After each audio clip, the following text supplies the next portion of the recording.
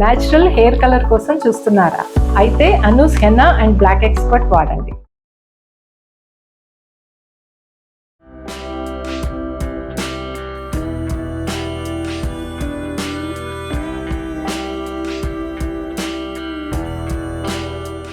Suman TV ప్రేక్షకులందరికీ సంక్రాంతి శుభాకాంక్షలు. నమస్తే రమ్మగారు, మీకు కూడా నమస్తే సంక్రాంతి జయ. శుభాకాంక్షలు. సుమన్ టీవీ ప్రేక్షకులందరికీ సంక్రాంతి శుభాకాంక్షలు. రైట్, పొయ్యితో నూనెతో పిండితో అంతా రెడీగా ఉన్నామండి. మేము సంక్రాంతి స్పెషల్ వంటలు చేస్తా ఉన్నాము.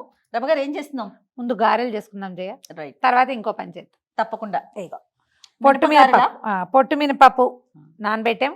పొట్టు ముప్పాతికి తీసాం, అంతా తీయలేదు, కొంచెం ఉంచాం. ఆరోగ్యానికి ఆరోగ్యం రమ్మగారు. కొంచెం ఆరోగ్యం, రుచి ఆరోగ్యము కూడా. పూర్తిగా పొట్టు ఉంచుకుని చేసుకునే అవకాశం అలవాటు ఉంటే మీ ఇష్టం. మేమైతే చేయము. 50% కంటే ఎక్కువే తీసేయాలి, లేకపోతే చెముడు వస్తుంది అంటారు పల్లెటూళ్ళలో. పొట్టు తీయాలి. పొట్టు తీసి శుభ్రంగా చక్కగా గారెల పిండి రుబ్బుకున్నాం. గారెల పిండి పాళంగా రుబ్బడం, మిక్సీలో వేసినా కూడా వస్తుందండి. కరెక్ట్గా మనకు కావాల్సిన పాళ్ళంలో నూనెలో వేస్తే అది లూజ్గా చేయకూడదు, గట్టిగా ఉండకూడదు, బరగ్గా ఉండకూడదు, మధ్య మార్గంగా. గ్రైండర్ లో వేసినంత స్మూత్ గా మిక్సీలో అనిపించదు రమ్మగారు నాకు. మీరేమంటారు? అంటే ఒక పాయింట్ ఉంది, మనం కనుక పిండి రుబ్బేటప్పుడు ఒక ఐస్ క్యూబ్ వేసి కనుక రుబ్బితే, గ్రైండ్ చేస్తే మిక్సీలో స్మూత్ గా వస్తుంది. ట్రై చేసి చూడండి. ఓ మంచి టిప్.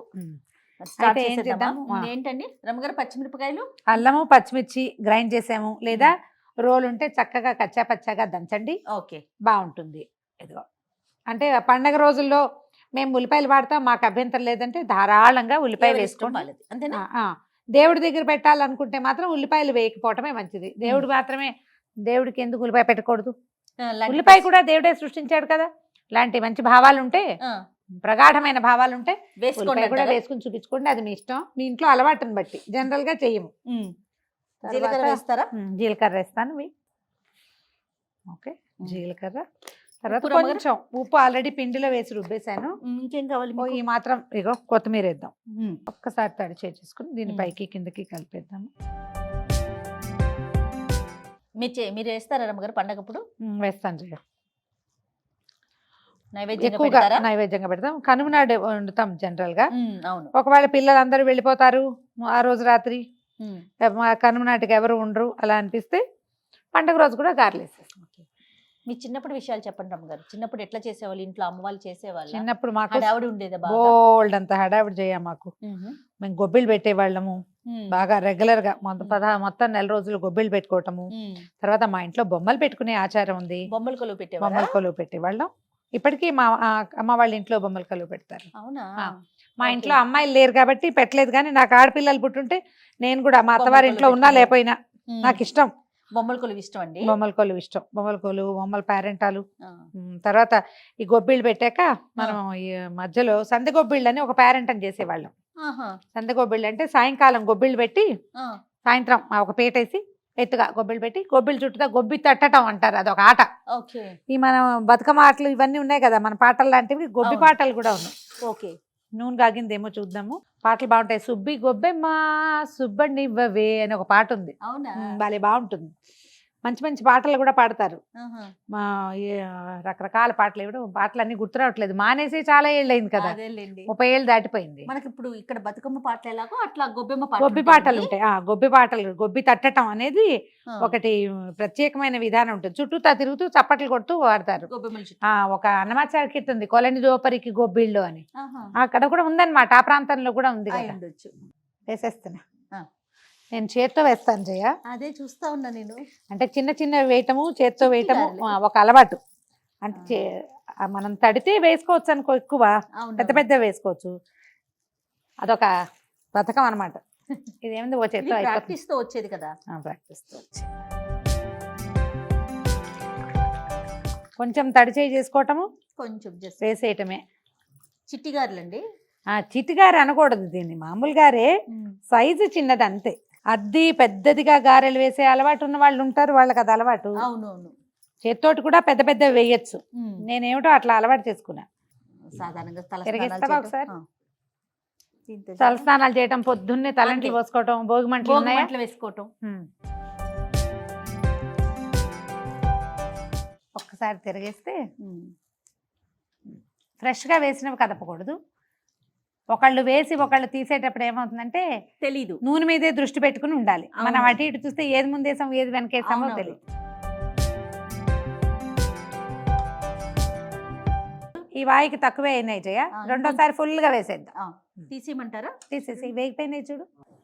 మనం పెద్ద పెద్ద గారెలు ఇంత వేసామనుకో ఇహో చిల్లులోకి కరెక్ట్ గా ఇలా మనం అట్లకాడ దూర్చి తీసుకోవచ్చు. కడ్డీలు కూడా దొరుకుతాయి కదా. కడ్డీలు దొరుకుతాయి రమ్మగారు. ఈ చిన్న వేస్తే మనం ఏంటంటే ఇంకా కడ్డీలు వ్యవహారం లేదు, మనం అవును. ఇట్లా బుట్టతోటి తీసుకోవటమే, అవును. జాలీతోటి. మా ఇంట్లో కడ్డీ ఉంటది, అమ్మ ఇస్తా ఉంటే నేను ఆ ఒకళ్ళు కడ్డీ తీస్తారు మా కడ్డీ గుచ్చి కాస్త నూనె వాడ్చడానికి. పెద్ద పెద్ద కూడా ఉంది అని చెప్పడం కోసం ఆ పని చేస్తాను. పెద్ద పెద్ద వేసుకుంటే మనకి బాగా వీలుగా ఉంటుంది. పెద్ద సైజ్ చెకోడీలా ఉన్నాయి రమ్మగారు. ఎవరికైనా పంచడానికి కూడా ఎంత వీలుగా ఉంటాయి జయ. అవునవును. ఏవో కొన్ని పనులు అట్లా అలవాటు. అవునవును. ఇవాళ రేపు ఇట్లా నుంచోటం అలవాటు అయింది కదా. అవునవును. కూర్చుంటే చతికిలు పడి గొబ్బెమ్మలాగా ఇంట్లో కూడా మనం కూర్చుంటే నుంచొని చేసేసుకుంటాం కదా, అది ఈజీ అనిపిస్తుంది. ఎవరైనా అందించే వాళ్ళు ఉంటే కూర్చుని వంట చేయటం అంత సుఖం ఇంకోటి లేదు. అవునవును. ఇది వరకు కట్టెల పొయ్యిలు పుల్లల పొయ్యి అవే కదా రమ్మగారు, కూర్చునే కదా చేసేది. మేము మొన్నటి దాకా అమ్మ వాళ్ళ ఇంట్లో సంక్రాంతి వంటలు మేము పొయ్యి పెట్టుకునే వాళ్ళం. మనం లాస్ట్ ఇయర్ సత్యవాణమ్మ గారి దేవాలయంలో కూడా పొయ్యి మీదే కదా చేసాం కదా. మనం ఇక్కడ మేము కూడా స్టూడియోలో చేయలేం సంక్రాంతికి- కాబట్టి. అవునవును. సంక్రాంతికి రమ్మగారు చక్కగా ఇటుకలతో పొయ్యి పెట్టి పిండి వంటలు చేస్తాము. ఇటుకలు పిండి పొయ్యి కొట్టించుకొని. అమ్మ వాళ్ళ ఇంటి దగ్గర అదే ఆ, చేసేవాళ్ళం. ఇప్పుడు మానేసాం. అక్కడ కూడా పెద్ద పెద్ద ఇప్పుడు స్టవ్లు ఎక్కడ దొరికేస్తున్నాయి జయ మనకి. రమ్మగారు పల్లెటూరులో కూడా చెయ్యట్లేదండి చేయట్లేదు. అలా రేపు అవును. కుదరక. పైగా దీపం పథకాలు వాటితోటి అందరికి స్టవ్లు వచ్చేసినాయి. అవునవునవును. ఈ బాధలు పడ్డం ఎందుకని. ఆ పొగ ముందు సరైన ప్లేస్ ఉండాలి కదా. అవును. రమ్మగారు తీసేనా తీసి అయిపోయినాయి. గార్ల కాంబినేషన్ ఏం చేస్తారు జయ? అలా టమాటా పచ్చడి రమ్మగారు. ఓకే, మేము అల్ల పచ్చడి చేసుకుంటాం. అవునా? ఆ. మనం యాక్చువల్ గా కనుమ రోజు చేసుకుంటాం కదా, ఆ రోజు నాన్ వెజ్ చేస్తాము. ఓహో. ఇంకా తినము శనివారాలు ఇట్లా గురువారాలు ఇలా ఉన్నాయి అనుకోండి, టమాటా పచ్చడి కానీ కొబ్బరి పచ్చడి కానీ.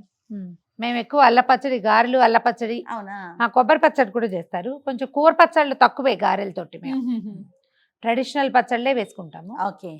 రమ్మగారు సంక్రాంతి స్పెషల్ గారెలు రెడీ అయిపోయినాయి. దీంట్లోకి చట్నీ ఏదైనా కాంబినేషన్ ఉంటే బ్రహ్మాండంగా ఉంటుంది. బ్రహ్మాండంగా ఉంటుంది. కనుమ నాడు తప్పకుండా మినుము తినాలని చెప్తారు.